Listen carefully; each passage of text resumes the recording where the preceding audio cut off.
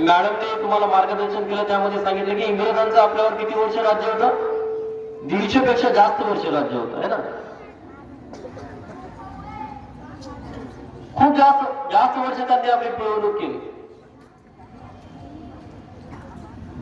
आणि भारत स्वतंत्र झाल्याच्या नंतर भारताच्या हाती सत्ता देण्यापूर्वी इंग्रज कामाला लागले आणि त्यांनी आपल्या भारताचे एक स्वतंत्र संविधान असावं, त्यांना स्वतंत्र झाल्यानंतर त्यांचं एक कायदा असावा, या हिशोबाने सगळी तयारी केली.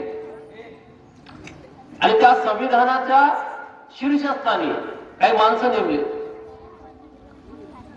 आणि त्यांच्यावरती जबाबदारी दिली की तुमच्या देशाचा कारभार करण्यासाठी तुमचं एक अंमलबजावणीसाठी एक कायदा असावा, एक संविधान असावं. अनेक संविधानाचा अभ्यास करण्यात आला आणि सगळ्यात जास्त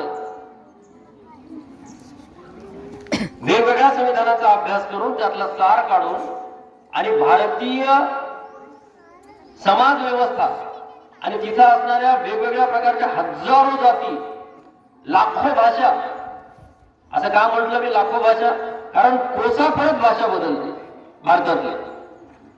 असं म्हणतात की तुम्ही काही किलोमीटरवर गेले की तुमच्या भाषेचा बाज बदलतो. अनेक भाषा, अनेक जाती, अनेक धर्म, अनेक पंथ, सगळ्यांच्या वेगवेगळ्या प्रकारच्या चालीरीती, परंपरा, प्रथा आणि या सगळ्यांना एक संघ बांधून ठेवण्याचं काम संविधानानं केलं.